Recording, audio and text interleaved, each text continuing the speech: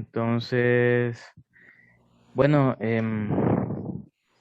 lo que nos toca exponer a nuestro grupo, pues como ya sabemos, es el código de ética para funcionarios y empleados judiciales.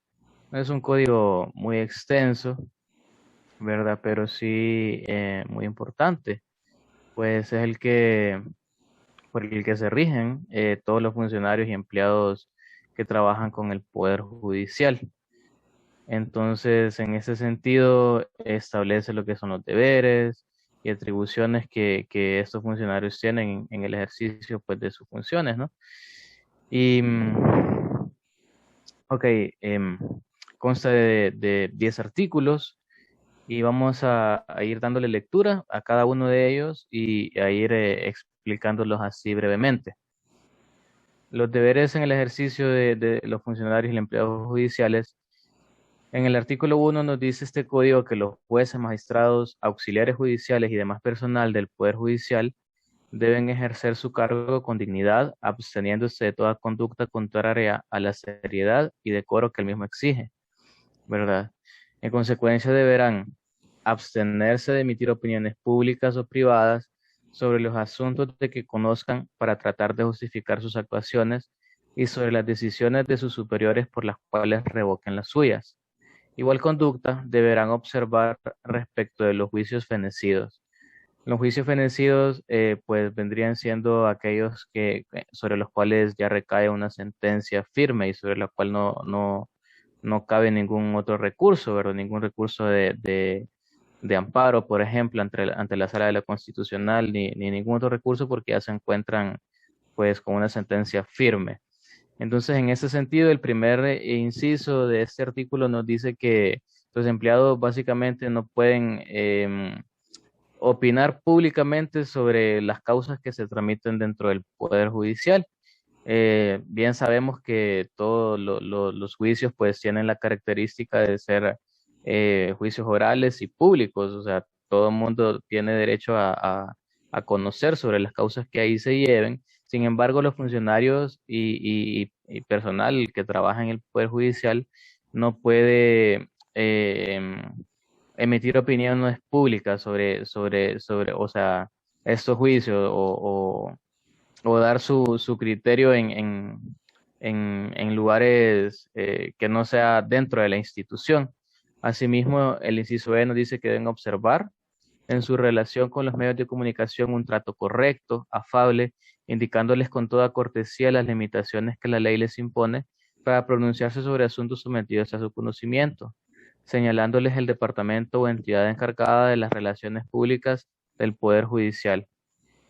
La institución pues tiene los canales o vías por los cuales transmite o da a conocer al público sobre las causas que se tramitan en cada uno de los tribunales a nivel nacional. Entonces, en este caso, como ya hay una persona, ¿verdad? Y ya están los canales establecidos, entonces este inciso se relaciona con el anterior. No es como prudente emitir, digamos, opiniones en redes sociales como Facebook o cualquier otra, porque ya están los canales, ¿verdad? Y si se va como a omitir alguna opinión, entonces por los medios de comunicación debe de ser, como dice la ley, bajo un trato correcto, afable e indicándose todo dependiendo de lo que la ley permite, ¿verdad? El inciso C dice que hay que procurar cuando se practican audiencias o ventilen asuntos sobre juicios o procesos en un despacho o dentro de la sala o un tribunal, todas las personas que estén presentes guardan la vida con postura, decoro, perdón, y respeto a la dignidad humana. En ese sentido, se debe respetar los derechos de los encausados dentro de la sala. Recordemos que hay tratados internacionales sobre derechos humanos y que deben respetarse ese tipo de derechos tanto para los encausados como de demás personas que presencian los procesos, ¿verdad? También hay que rehuir su asistencia a lugares indecorosos y la participación en eventos que puedan alterar el orden público. Em, en ese sentido, todos asistimos a todo tipo de eventos, ¿no? Pero como empleados judiciales, los funcionarios del Poder Judicial no pueden, por así decirlo, tomar participación en lugares indecorosos o en eventos que puedan alterar el orden público como funcionarios del Poder Judicial, ¿verdad? Ya como particulares, pues ya es otra cuestión, pero actuando como empleados judiciales está prohibido. También deben precaver todo acto o hecho tendiente a ser intimidado o que de alguna manera lesionen su dignidad de autoridad judicial. En consecuencia, deberá proceder contra quienes lo intenten, ejerciendo para ello las potestades que su investidura les otorga. Eso se relaciona con el numeral, perdón, con el inciso anterior y pues básicamente motiva o instruye a todos los funcionarios judiciales a que mantengan la compostura, ¿verdad? En donde se encuentren. Asimismo, asistir puntualmente a las audiencias o reuniones legalmente señaladas por las autoridades superiores siempre que hubiese sido convocado previamente. Esto se relaciona con la puntualidad, estar a la fecha y hora señaladas para todas las audiencias y respetar pues el horario y la agenda tanto de los defensores como de las partes intervinientes en el proceso, llámese Ministerio Público, Procuraduría General de la República, encausados, etcétera, porque sabemos que cada uno de los intervinientes, perdón, tiene su agenda, ¿verdad? Entonces, los funcionarios y empleados judiciales deben procurar respetar em, las audiencias que se señalen, fechas y horas, etcétera. También evitar que su nombre identifique algún bufete u oficina que ofrezca servicios al público. Asimismo, que su nombre aparezca en papelería o publicidad, bufete o alguna otra oficina. Esto pues porque la ley de la carrera judicial con la cual también se basan los servidores judiciales, pues prohíbe básicamente que litiguen. Entonces, en este sentido, si el nombre de un funcionario aparece en algún escrito o cualquier otro tipo de documento relacionado a algún bufete u oficina, pues vendría contraviniendo lo que es esa ley, de verdad, la ley de la carrera judicial. Entonces, como está prohibido litigar, también, obviamente, está como prohibido que el nombre de los empleados judiciales aparezca en ese tipo de documentos relacionados con bufetes u oficinas ajenas a lo que vendría siendo el Poder Judicial. Asimismo, abstenerse a extender recomendaciones de cualquier tipo. El artículo 2 nos dice que los magistrados o jueces deben ejercer su cargo con integridad, por tanto debe obrarse con honestidad, independencia, imparcialidad y ecuanimidad, y a ese efecto deberá abstenerse de conceder audiencias privadas a cualquier persona que pretenda influir en sus decisiones, afectando su independencia o imparcialidad. Estos dos términos, la independencia y la imparcialidad, deben predominar en los jueces y magistrados, ¿verdad? Porque pues son los que em, tienen en sus manos, por así decirlo, la libertad de las personas. Entonces, en su obrar deben procurar ser imparciales, no dejarse llevar por ningún tipo de, no favorecer, por así decirlo, a ninguna de las partes. Asimismo, rechazar las pretensiones de sus superiores o autoridades extrañas al Poder Judicial o personas particulares, orientadas a imponerles o insinuarle el criterio que debe sustentar en la decisión de los asuntos que están sometidos a su conocimiento. A este efecto, deben denunciar el atropello o hacer uso de sus potestades disciplinarias. Este inciso se relaciona con el anterior y pues básicamente motiva, ¿verdad?, a los jueces y magistrados a mantener esa independencia, esa imparcialidad en su actuar. El inciso C nos dice que deben evaluar con prudencia las críticas que se produzcan con motivo de sus actuaciones, tomando en consideración los aspectos positivos de las mismas para modificar racionalmente su conducta.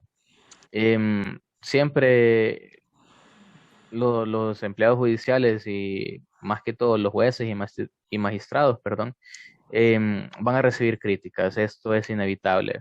¿verdad? Toman decisiones y esas decisiones no siempre son apoyadas por todas las personas, ¿verdad? Hay criterios diferentes, todos tenemos formas de pensar distintas y entonces siempre van a recibir críticas por las decisiones que tomen, algunas positivas, algunas negativas, pero este código les motiva para que tomen esas críticas de manera positiva y no orientar las resoluciones que tomen en base a estas críticas. Asimismo, abstenerse de participar y externar opiniones públicas, privadas o públicamente. Su intervención debe limitarse al ejercicio del sufragio. Limitarse a emitir valoraciones jurídicas únicamente en las salas o tribunales en las que estén facultados para hacerlo. Asimismo, abstenerse de recomendar a profesionales del derecho para que procuren en su despacho u otro tribunal. Eso es muy importante, porque si yo como juez o magistrado ando recomendando a X o Y abogado, podría verse como mal, ¿verdad?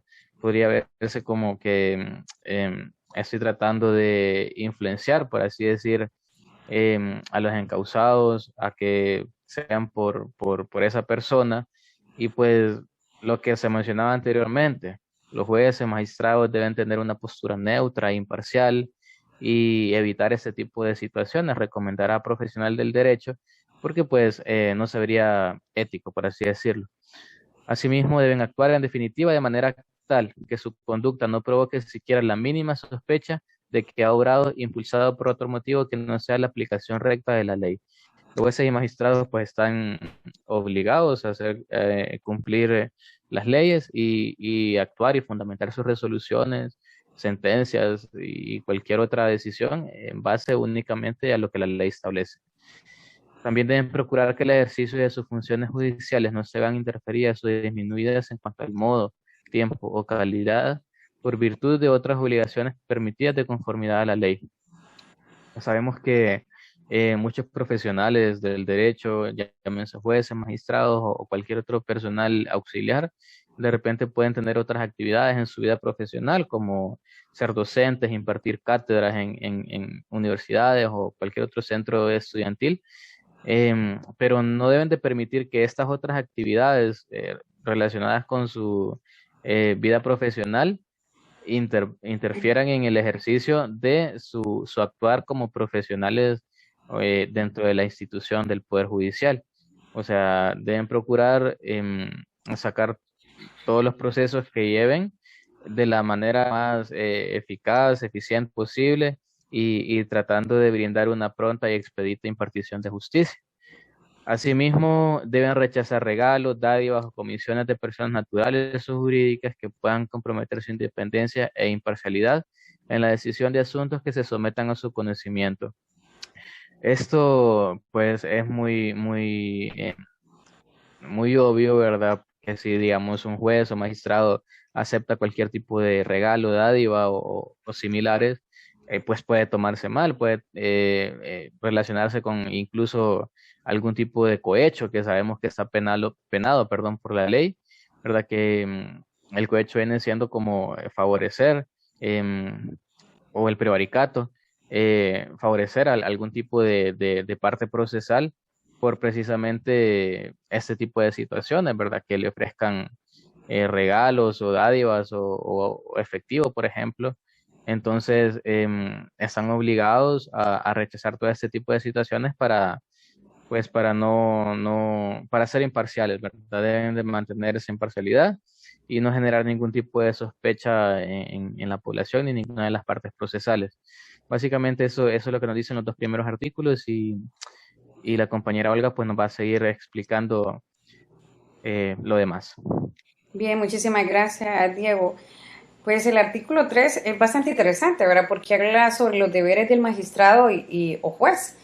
Y en el artículo 3 precisamente habla de el momento que ejerce su cargo, que se haga con mucha diligencia, es decir, que debe imprimirle pues celeridad al proceso, evitando retardos innecesarios y cuidando que los auxiliares del tribunal ejecuten las actuaciones dentro de los plazos y términos legales. Pues a este efecto cumplirá con los siguientes deberes: Y voy a mencionar así rápidamente, pues resolver toda petición que le formulen las partes dentro de los plazos. Importante que sea eficiente, que no haya retrasos en cada uno de los plazos, de las peticiones, mejor dicho, que se le realicen, ¿verdad? También pues rechazar toda solicitud o acto por ambas partes que implica que la dilación manifiesta ineficaz el litigio, también poner en práctica los mecanismos de control, esa es parte de los deberes que tiene que ver mucho con la ética de un juez, estimular al público en general y a los procuradores en particular para que denuncien cualquier irregularidad que observaren en el manejo del expediente por parte del personal auxiliar a efecto de tomar las medidas correctivas que sean del caso. Si ustedes ven en este artículo, 2 veces menciona el personal de auxiliar, entonces como que estén en esa completa vigilancia, en esa observación y que se hagan bien las cosas en el plazo debido, en el proceso debido. Prácticamente, en conclusión, este es lo que dice el artículo número 3. Ahora nos vamos a ir al artículo número 4, que tiene que ver con los deberes del magistrado o juez.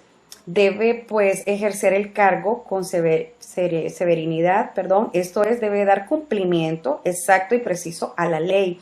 Para ello deberá poner en práctica las siguientes reglas interesantes. Sus decisiones deberán ser el resultado de lo alegado y probado por las partes en juicio y fundamentadas en ley. Fíjense que es bien importante porque el magistrado, por eso una de las características que debe tener es su honestidad, sus valores, sus principios, que cuando vayan a emitir un juicio o un veredicto, que sean basados a evidencias, basados a fundamentos y sobre todo a fundamentos en la ley. Tener conciencia de que sus fallos son una expresión clara de su personalidad y de su capacidad profesional, por cuanto son el resultado de una función meramente intelectiva, personalísima suya en su condición de juez o magistrado. Aquí podemos ver lo que es la ética profesional. Un juez debe ser muy capacitado, asimismo también tiene que tener la experiencia y basado en esos 2 elementos poder dar un dictamen que tenga que ver con la ética profesional. Y el inciso C, construir y redactar cada fallo con lógica impecable, con propiedad en el uso del idioma y con rigor científico, evitando hacer en ellos alusiones que menoscaben la dignidad o profesionalismo de las partes o de sus representantes. Cuando hablamos de rigor científico, es como algo comprobable, o sea, que hayan pruebas, ustedes saben que hay cosas son probatorias, hay cosas o hipótesis, pero no nos podemos quedar con una hipótesis, sino que ya cuando hay algo, un rigor científico, es que está comprobada la teoría. Entonces, cuando el juez emite un juicio o ya da el veredicto, debe basarse específicamente en evidencia y que sea un rigor científico, evitando pues esas alusiones o que tal vez diga sí, podría ser, no puede ser una persona insegura, sino que debe mantener siempre su ética profesional. En el artículo 5 habla pues de los deberes respecto, respecto a las partes y sus apoderados. Aquí vemos que el magistrado, inicia también el artículo 5, el magistrado juez respecto a las partes y sus apoderados tendrá los siguientes deberes. Comportarse frente a ellos con el decoro y la solemnidad que su investidura y las formalidades del proceso le imponen, absteniéndose de actitudes prepotentes y arbitrarias. O sea, el juez debe ser bastante elocuente, con mucho respeto, tratar a las personas, a ambas partes, a los abogados, también a las personas que en este caso sean acusadas, mantener esa serenidad y ese respeto hacia las personas. Expresar tanto por escrito o verbalmente solo cuanto sea pertinente para obtener de las partes o de sus apoderados el concurso necesario para el desarrollo normal del proceso. Actuar siempre de tal manera que las partes tengan garantía de que no habrá privilegios ni consideraciones para una de ellas en perjuicio de la otra. Eso es dar confianza. Un magistrado, un juez, debe ser imparcial, no inclinarse con uno ni con el otro, sino que ser imparcial. Porque si no sentimos esa confianza, a veces decimos, es que este juez, yo creo que se va a inclinar con el otro abogado. Entonces, el juez para mí debe ser una persona sobria, debe ser una persona imparcial, y más que todo si va a dar algún veredicto. Entonces, seguidamente, pues dirigirse a las partes y a sus apoderados, como lo he mencionado durante mi exposición, con mucho respeto, absteniéndose de lesionar su dignidad. aplicar en el ejercicio de sus potestades disciplinarias las sanciones que sean procedentes sin más acotaciones que el señalamiento de la falta cometida y las advertencias que sean pertinentes. Vigilar que el personal auxiliar, vuelve a repetir lo del personal auxiliar, pues que tenga pues tenga que manejarlo de manera pues muy respetuosa, ¿verdad? Atender toda sugerencia que las partes y sus apoderados le presenten por escrito para el mejoramiento del despacho de los asuntos, asimismo que las quejas de estos formulen por escrito sobre el comportamiento del personal auxiliar a efecto de tomar las medidas que sean procedentes. Entonces, ahí podemos ver que esas son las responsabilidades y los deberes que debe tener un magistrado. A continuación, pues les dejo con mi compañera Angie. Muy buenas noches. Muchas gracias, compañera Olga. Yo les voy a hablar sobre los deberes de los empleados judiciales respecto a los tribunales inferiores. Como dice el artículo 6, los magistrados o jueces tendrán los siguientes deberes con los titulares de los tribunales inferiores. Tienen que respetar sus criterios, sin hacer otro juicio de valor que el derivado. Tiene que ser esto basado en el razonamiento y también respetar los criterios de los demás, de los titulares de los tribunales inferiores. Respetar la independencia que posee el tribunal inferior para pronunciar fallos interlocutorios o definitivos en todos los casos que se conozcan, absteniéndose de recomendar, como ya se ha dicho, o sugerir siquiera el sentido en el que se debe fallarlos. Abstenerse también de convocar a los titulares de los tribunales inferiores sin previo decreto judicial para interrogarles sobre un asunto controvertido que se esté sometido a su conocimiento. Abstenerse también de solicitar la emisión de expedientes al tribunal inferior, salvo los casos que estén autorizados por la ley.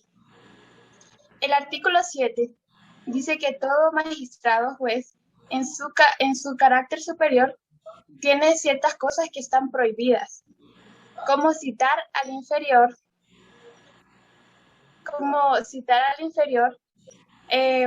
a efecto de llamarle la atención sobre su comportamiento en un expediente. También hacer comentarios privados o públicos sobre los tribunales inferiores. Conducirse o actuar de modo que haga prevalecer su jerarquía irrespetuosamente. En el artículo 4 también están los deberes que tienen los empleados judiciales frente a la sociedad. El artículo 8 dice que todo magistrado o juez debe comportarse en su vida privada y social atendiendo las siguientes reglas. Comportarse de manera que nadie dude de su condición de ciudadano ejemplar, que ofrece serenidad en el juicio, prudencia en el actuar y reflexión en sus decisiones. Es decir, que tiene que comportarse como el profesional que es en su vida profesional y en su vida personal. Abstenerse de concurrir a lugares cuyo único servicio sea el expendio de licores o se practique prostitución, juegos de azar o cualquier otra que sea contraria a la conducta de su cargo. Comportarse también en toda reunión social que asista con el condoro que su condición de juzgador le impone, evitando las tertulias que pueden comprometer a la opinión sobre asunto que está sometido. Cumplir también fielmente con las obligaciones pecuniarias que contraigan su vida privada también, evitando aparecer como una persona de poco crédito o insolvente. Desarrollar una vida familiar sin escándalos ni actuaciones que exhiban públicamente los problemas que puedan existir en su hogar, conduciéndose siempre como esposo, un padre, un amigo y un ciudadano ejemplar. El artículo 9 dice que las infracciones a las normas del presente código se sancionarán de conformidad con la ley. El presente código de ética estará en vigencia el día de su publicación en el Diario Oficial La Gaceta, dado en el Salón de Sesiones de la Corte de Justicia, a los 1 día del mes de julio de 1993. Eso es todo, ese es el código de los empleados judiciales. Bien, muchas gracias, Angie. Bueno, esto ha sido la participación de nuestro grupo, Diego, Angie y Olga Lezama. Gracias. Gracias.